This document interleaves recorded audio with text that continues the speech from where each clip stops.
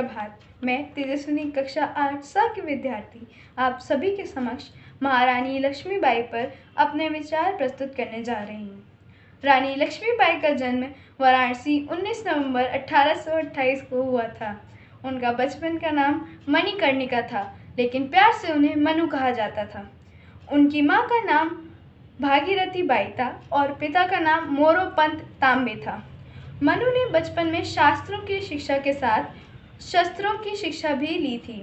सन 1842 में उनका विवाह मराठा शासित राजा गंगाधर राव नेवालकर के साथ हुआ और वो झांसी की रानी बन गईं। विवाह के बाद उनका नाम लक्ष्मीबाई रखा गया। 1857 के सितंबर तथा अक्टूबर के महीनों में ओरछा तथा दतिया के राजाओं ने झांसी पर आक्रमण कर दिया। रानी ने सफलतापूर्वक इसे विफल कर दिया। 1858 के जनवरी माह में ब्रितानी सेना ने झांसी की ओर बढ़ना शुरू कर दिया और मार्च के महीने में शहर को घेर लिया। 2 हफ्तों की लड़ाई के बाद ब्रितानी सेना ने शहर पर कब्जा कर लिया, परंतु रानी दामोदर राव के साथ अंग्रेजों से बचकर भाग निकलने में सफल हो गईं। रानी झांसी से भागकर कालपी पहुंची और तात्या टोपे से मिली। तात्या टोपे और रानी के संयुक्त सेनाओं ने ग्वालियर के विरोधी सैनिकों की मदद से ग्वालियर के एक किले पर कब्जा कर लिया। बाजीराव प्रथम के वंशज अली बहादुर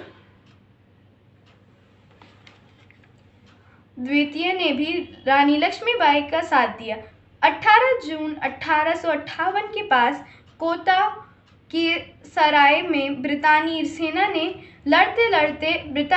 से लड़ते लड़ते रानी लक्ष्मीबाई की मृत्यु हो गई। लड़ाई की रिपोर्ट में ब्रितानी जनरल ह्यूरोज ने टिप्पणी की कि रानी लक्ष्मीबाई अपनी सुंदरता, चालाकी और दृढ़ता के लिए उल्लेखनीय थी। धन्यवाद। मैं सुभाष चंद्र बोस हूँ। मेरा जन्म 23 जनवरी 1897 में कटक, उड़ीसा में हुआ था। मैंने Baptist missions Protestant European school और रोविंशो कॉलेगिएट स्कूल से अपनी स्कूल की पढ़ाई पूरी की। उसके बाद Presidency College, Scottish Church College और Fitzwilliam Hall Non Collegiate Students Board, Cambridge से अपनी पढ़ाई पूरी की। इसके बाद 16 जुलाई 1921 को मैंने गांधी जी के साथ एक इंटरव्यू अटेंड किया, जिस मीटिंग में मेरे और गांधी जी के विचारों का कुछ ज्यादा तालमेल ना बैठा। इसके बावजूद भी चित्तरंजन दास जी ने मुझे नेशनलिस्ट पॉलिटिक्स में लॉन्च किया। इसके थोड़े ही समय बाद मैंने अपने अखबार स्वराज की शुरुआत की और चित्तरंजन दास जी के अखबार फॉरवर्ड में एडिटर का काम किया। इसके बाद मैंने कलकत्ता म्युनिसिपल कॉरपोरेशन में सीईओ के पद पे काम किया। फिर 1925 में मुझे जेल हो गई।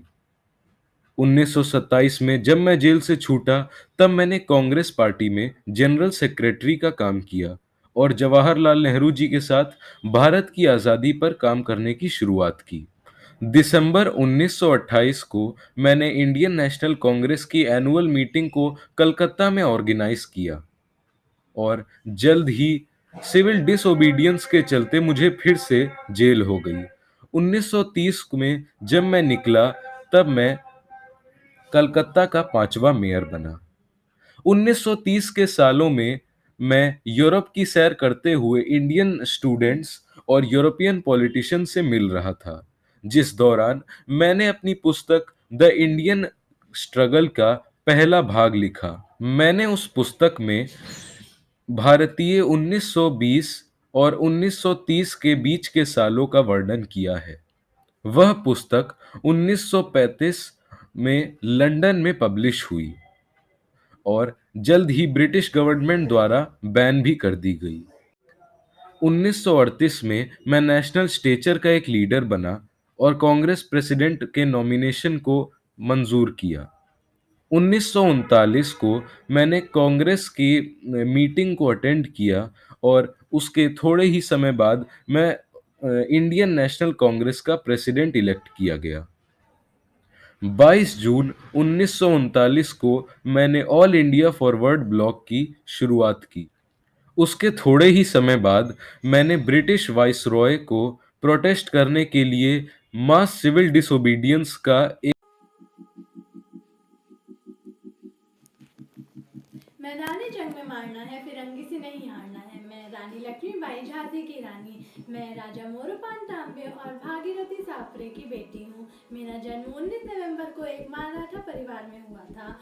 मेरे पिता पेशवा बाजीराव की सेना में सेना अध्यक्ष थे। मेरा बचपन का नाम मणिकर्णिका था। मेरा बचपन मेरे नाना के यहाँ झांसी में बीता था। जब मैं 12 साल की थी तब मेरी शादी राजा गंगाधर राव से हो गई थी। मैंने झांसी किले के अंदर ही महिला सेना खड़ी कर दी थी, जिसका संचालन मैं खुद स्वयं मर्दानी पोशाक पहनकर करती थी। पति राजा गंगाधर राव ये सब देखकर बहुत प्रसन्न रहते थे। कुछ समय बाद मैंने एक पुत्र को जन्म दिया, जिसकी मृत्यु कुछ महीने बाद ही हो गई थी। पुत्र वियोग से राजा गंगाधर राव ने अपने प्राण त्याग दिए, जिससे झांसी शोक में डूब गई और अंग्रेजों ने मौके का फायदा उठाकर चढ़ाई कर दी। मैंने काफी समय तक अंग्रेजों से भयंकर युद्ध किया, सब में विजय हासिल की। 18 जून के युद्ध से पहले मैंने अपने दत्तक पुत्र दामोदर राव को रामचंद्र देशमुख को सौंप दिया। परंतु 18 जून का वो मनहूस दिन, जब मेरा घोड़ा नाला पार नहीं कर पा रहा था, तभी एक सैनिक ने पीछे से प्रहार कर दिया, जिस वजह से मैंने उसी समय अपने प्राण त्याग दिए। खूब लड़ी मर्दानी वो तो झांसी वाली रानी थी। मैं बिस्मिल, मेरा पूरा नाम राम प्रसाद बिस्मिल है और मेरा जन्म 11 जून 1897 में शाहजहांपुर में हुआ था। मेरी माता का नाम मूलमती और पिता का नाम मुरलीधर है। मैंने हिंदी का ज्ञान अपने पिता से और उर्दू का ज्ञान मौलवी साहब से प्राप्त किया। तत्पश्चात अंग्रेजी विद्यालय में दाखिला लिया और 18 वर्ष की आयु में आर्य समाज से जुड़ गया और 19 वर्ष की आयु में विद्यालय त्याग कर क्रांतिकारी आंदोलनों में भाग लेना शुरू किया। मैंने अपने युवा साथियों के साथ मिलकर एक क्रांतिकारी संगठन बनाया और मणिपुर में 28 जनवरी 1918 में एक देशवासियों के लिए संदेश नामक पत्रिका, जिसमें मेरी कविता मौनपुरी की प्रतिज्ञा को वितरित किया और 3 जगह लूट की, जिसके बाद पुलिस हमारे पीछे पड़ी और यमुना तट पे उसने हमें घेर लिया। मैं बचने के लिए यमुना नदी में कूद गया तथा 1 वर्ष के लिए मैं भूमिगत रहा। उसके इसी 1 वर्ष में मैंने कई पुस्तकें और पत्रिकाएं लिखी, जिसे मैंने अज्ञात, राम और बिस्मिल के नाम से लिखी। उसके बाद मैं हिंदुस्तान रिपब्लिकन एसोसिएशन से जुड़ गया और हम लोगों ने काकोरी में पैसेंजर ट्रेन, जिसमें ब्रिटिश खजाना जा रहा था, उसे लूट लिया। इसी केस में 18 माह की कानूनी गतिविधि के बाद हमें फांसी की सज़ा सुनाई गई और हम सब में जिन 4 लोगों को फांसी की सज़ा हुई, उसमें मैं, रोशन सिंह, अशफाक उल्ला खान और डॉक्टर राजेंद्र लहरी थे।